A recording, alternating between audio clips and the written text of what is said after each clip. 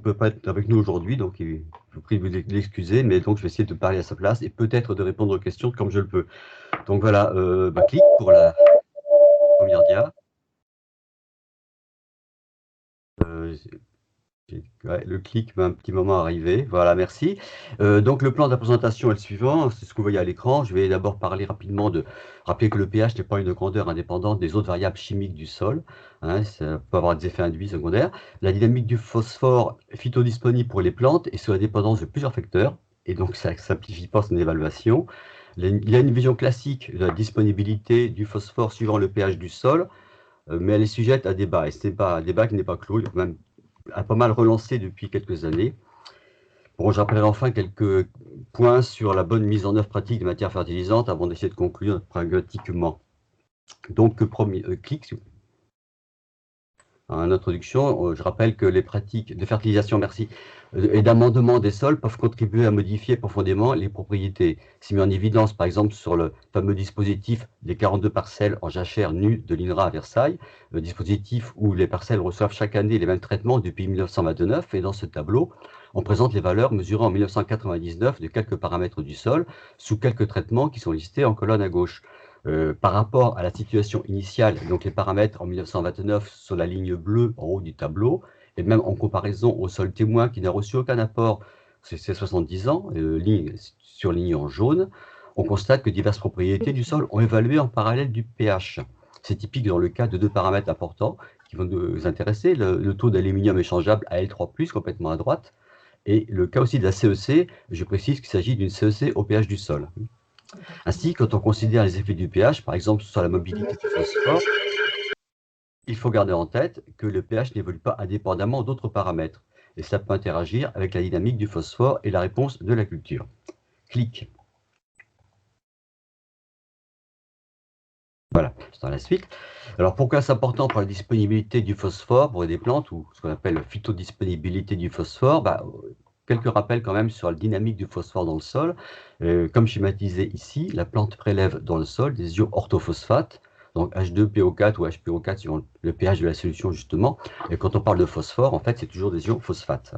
Et ceci que l'absorption se fasse par les racines ou par les ifs et des mycorhizes associés. Une toute petite partie de l'orthophosphate disponible dans le sol est en solution. La majeure partie du phosphate du sol est plus ou moins fixée sur la face solide, et quand la solution est appauvrie du fait de prélèvement de phosphore par les plantes, la solution se trouve réapprovisionnée par transfert depuis la face solide du sol. En fait, c'est cet équilibre permanent entre ce qui est en solution et ce qui est sa face solide qui va déterminer la suite. Effectivement, l'absorption racinaire est le moteur d'un phénomène de diffusion des ions phosphates de la face solide vers la solution du sol qui va concerner en pratique 99% du phosphore absorbé par les racines ou le rhizosphère. Du fait que la quantité en équilibre dans la solution est toujours très faible par rapport au stock extérieur. C'est donc la phénétique de réapprovisionnement sol-solution des ions diffusibles qui est la variable clé de la dynamique du phosphore. Rappelons au passage que contrairement au cas de l'azote, auquel on a trop souvent tendance à se caler, les stocks de phosphore du sol sont essentiellement minéraux. Hein, même quand on apporte des produits organiques, d'abord les produits organiques contiennent beaucoup de phosphate minéral déjà, et de toute façon, si on peut dire, le rééquilibrage, la stoichiométrie lors de la formation des humus, enfin des matières organiques stables du sol, fait que l'apport de matières organiques se traduit généralement par un accroissement net du phosphate minéral dans le sol. Clic. Dans la suivante. J'ai dit clic, mais je ne sais pas si on m'a entendu ou si ça coince. Merci. Merci. Donc pour étudier ces mécanismes, les indicateurs agronomiques classiques qui sont en fait les extractions par les extractants chimiques pour mesurer le phosphate qu'on dit disponible sont peu pertinents. Et donc il faut des approches adaptées sur les mécanismes d'absorption du sol, de traçage isotopique, d'expérience d'absorption, ainsi de suite. Même si on peut utiliser éventuellement des indicateurs agronomiques ensuite pour donner une idée de la disponibilité par rapport au genre de grandeur pratique que l'on connaît. Clic.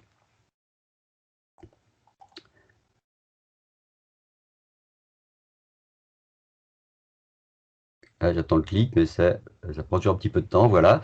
Donc le schéma, bon, au détail, ce que j'ai dit à juste une minute, hein, ça représente l'ensemble des mécanismes physico-chimiques et biologiques en cause dans la dynamique des ions phosphates à l'échelle rhizosphérique. À gauche, on a les phénomènes biologiques rhizosphériques. À droite, les constituants de la phase solide les plus influents sur la dynamique des ions phosphates, et au milieu, les mécanismes de l'interface solide-solution qui pilotent la dynamique des ions phosphates.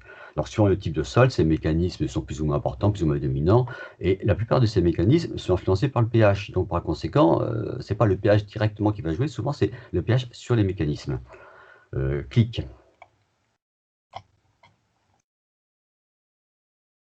Un point important par rapport à ce transfert, voilà, tant que ça arrive, c'est le facteur temps. Hein, en fait, parce que la diffusion de la phase solide du phosphate vers la phase solide du sol vers la solution est un phénomène qui prend du temps. C'est mis en évidence lorsqu'on considère ici, par exemple, pour différents types de sols listés sur la colonne de gauche, la quantité d'ions qui va pouvoir diffuser sur des durées variables est considérablement différente de ce qui est disponible sur une journée, par exemple. Donc le facteur temps est aussi important à prendre en compte lorsqu'on va étudier la dynamique du phosphore par rapport à une culture, par exemple. Et ça, c'est important, je reviendrai un petit peu par rapport aux mesures qui sont faites au laboratoire sur des échelles de temps parfois très courtes. Clic. Donc, on a un concept, un outil conceptuel pour analyser l'action du pH sur la disponibilité des ions phosphates, mais il faut pouvoir prendre compte de des mécanismes par lesquels le pH va jouer sur la mobilité du phosphate à l'interface solide-solution. Clic. Le premier mécanisme auquel on peut penser, c'est la spéciation des ions phosphates, qui est variable suivant le pH. Bon, en fait, c'est un facteur qui est assez secondaire en définitive. Les facteurs vraiment importants sont les suivants, c'est-à-dire qu'en modifiant les charges de surface sur lesquelles les orthophosphates peuvent s'absorber, le pH va modifier le pouvoir tampon vis-à-vis du phosphore des sols, puisqu'il existe un pouvoir tampon vis-à-vis du phosphore, comme il existe un pouvoir tampon vis-à-vis de l'acidité. Et donc, ça va jouer d'ailleurs aussi sur les équilibres solide-solution et donc sur les transferts. Donc, le résultat sur la disponibilité des orthophosphates dépend de la part des divers constituants réactifs du sol qui vont pouvoir être modifiés par le pH, en particulier les oxydroxydes de fer et d'aluminium, également les CEC. Vous allez me dire les CEC, pourquoi? Parce que ça peut être surprenant, parce que le phosphate n'est pas un cation mais un anion. C'est parce qu'en fait, justement, le fait que la CEC soit plus ou moins chargée, en particulier en calcium, va jouer sur l'affinité ensuite du phosphate vers les CEC et vers les argiles en particulier. Bon, par contre, à des pH inférieurs à 5,5, la libération d'aluminium échangeable a un double effet négatif. D'une part, il va promouvoir les précipitations de phosphate d'aluminium, et d'autre part, les ions en aluminium, dans ce cas-là, sont toxiques, même pour les espèces acidophiles. Donc, c'est un autre problème lié au pH qui n'est pas lié directement, enfin, partiellement lié au phosphate du fait de la précipitation potentielle, mais qui est plus large également. Clic. Alors, pour raisonner tout ceci, quelle vision synthétique opérationnelle pouvait-on proposer pour l'interaction entre phosphore et pH? Je vous présente ici un schéma classique, tout le monde le connaît plus ou moins, hein, qui est plutôt qualitatif, qui a été abondamment repris. Il date des années 60-70. Ce schéma représente en fait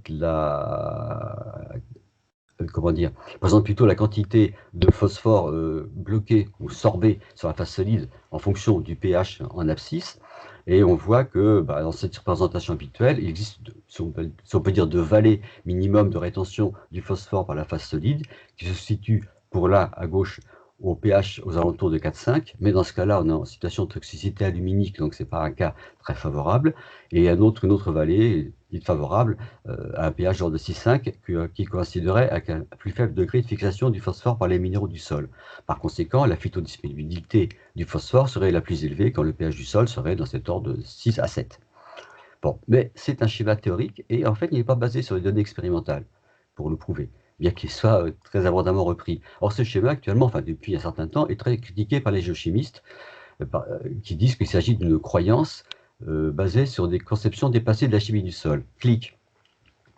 Et en effet, il existe une abondante littérature sur la géochimie, sur l'absorption des plantes, par les plantes, l'absorption par les plantes de la solution du sol et sur l'absorption-désorption par le sol des ions phosphates, qui montre que Alors, dans ce schéma, vous avez 3 sols différents l'un au-dessus de l'autre, hein, et on présente la quantité de phosphate sorbé en fonction du pH, et on voit que, bah, en général, c'est plutôt vers des pH de l'ordre de 5, voire en dessous, que l'on a le minimum d'absorption. Ce qui serait dire que, en fait, c'est plutôt à des pH faibles que les absorptions seraient, enfin, que le phosphate serait le plus disponible. Et en plus, on sait aussi, au moins au niveau physiologique, que la racine absorbe mieux le phosphate quand elle est dans un milieu plutôt acide. Donc, ça va un peu à l'encontre de ce que l'on croit, ce qu'on croyait, ce qu'on croit jusqu'à présent. Clic. Et en plus, certains essais qui ont été faits,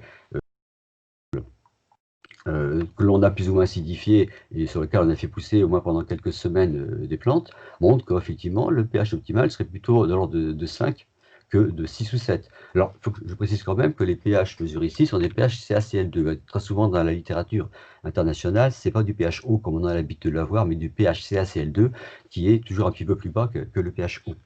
Donc là, il y a des choses qui nous posent question. Alors, il faut quand même se rendre compte que dans beaucoup de ces essais avec culture présentés par des gens qui font de la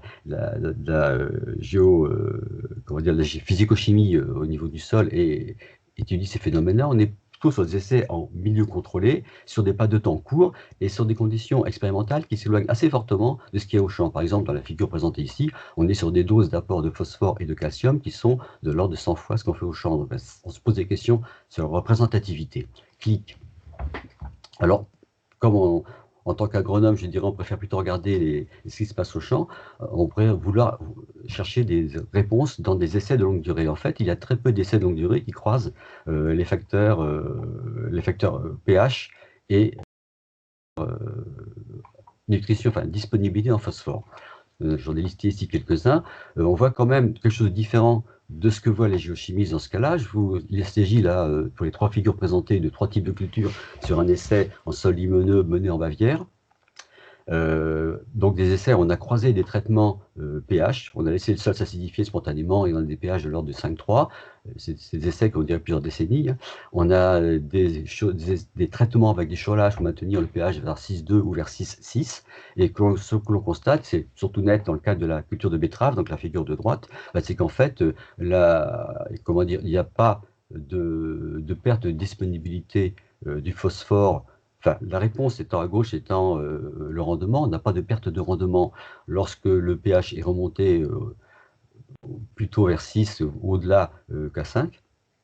Et d'autre part, on a quand même toujours un effet plutôt positif d'une remontée du pH par rapport en se situant à des traitements phosphatés similaires, on a un effet plutôt positif, la remontée du pH sur la croissance de la culture, en fait, qui est la variable qui nous intéresse in fine.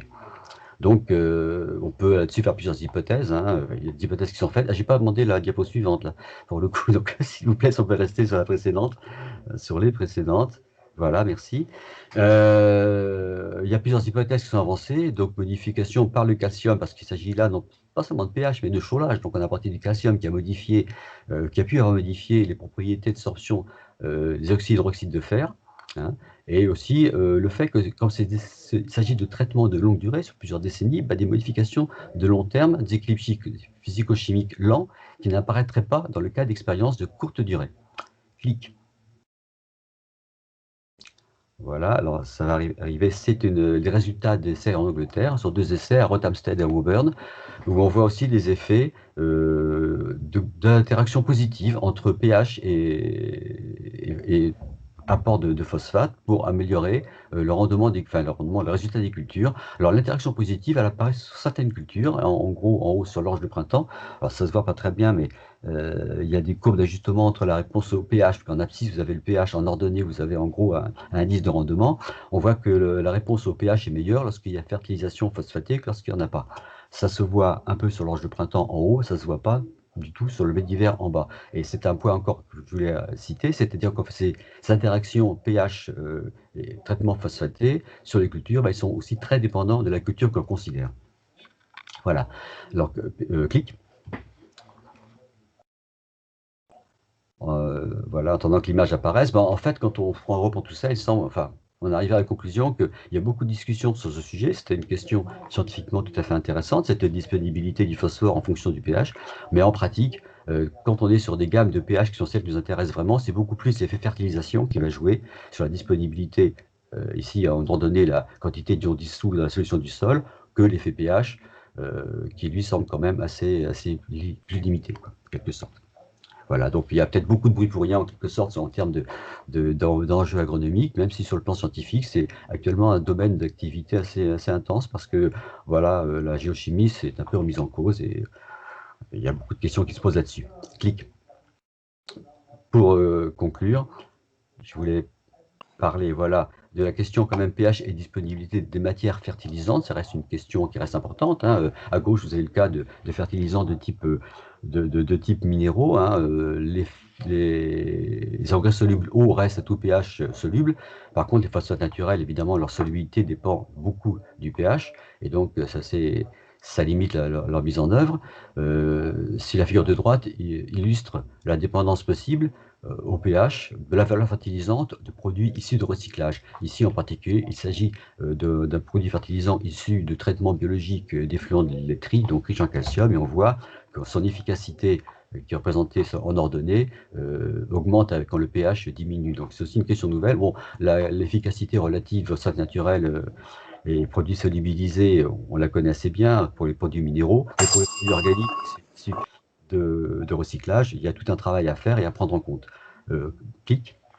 Dernier point aussi, enfin, information complémentaire à ce sujet, c'est le fait effectivement, ça j'enfonce un peu une porte ouverte, hein, en attendant que l'image apparaisse bien à l'écran, parce qu'elle n'est pas très nette pour le moment, j'espère que ça va s'arranger. C'est juste le rappel de quelque chose qui est bien connu, c'est-à-dire que l'apport de phosphate naturel dans des sols à pH neutre, voire basique, est complètement inefficace, voire nocif, puisque en fait on finit par créer de la fixation du peu de phosphore disponible sur la phase de phosphate naturel ajouté. Clic. Donc je conclurai simplement sur les quelques idées très basiques, je crois que tout le monde les connaît plus ou moins, mais finalement il n'y a peut-être pas tant que ça de nouveau. Hein. C'est-à-dire qu'il faut priorité pour gérer le phosphore, mais pas que le phosphore, éviter la toxicité aluminique, donc éviter les pH inférieurs à 5,5. Et ce pourquoi les phosphates peu solubles peuvent avoir de l'intérêt, puisqu'ils vont à la fois apporter du phosphore et en même temps se comporter comme des amendements. Bon. Mais pour le reste, finalement, on ne voit pas un effet gigantesque du pH, et surtout il est très variable de seul à l'autre, entre des pH de 5, 5 et 7 pour la disponibilité en phosphore. L'impact, de toute façon, reste assez faible au regard de la dose de fertilisant apportée. Pour les pH, pour les sols vraiment carbonatés, à pH 8 ou autres, en fait, on a très peu de travaux faits à ce sujet-là, de travaux, je dirais, analytiques. Et donc, on en parlera, je crois, cet après-midi, se pose la question des modes de gestion de la fertilisation. Voilà. Juste ce que j'avais à dire, et les diapos suivantes que vous retrouverez dans les présentations que vous recevez en PDF, voilà, c'est les suivantes, c'est les sources bibliographiques sur lesquelles je vous propose de vous pencher lorsque vous voudrez aller plus loin, y compris les publications du Comifère, qui sont plus abordables. J'en ai fini. Merci Pascal pour ton intervention.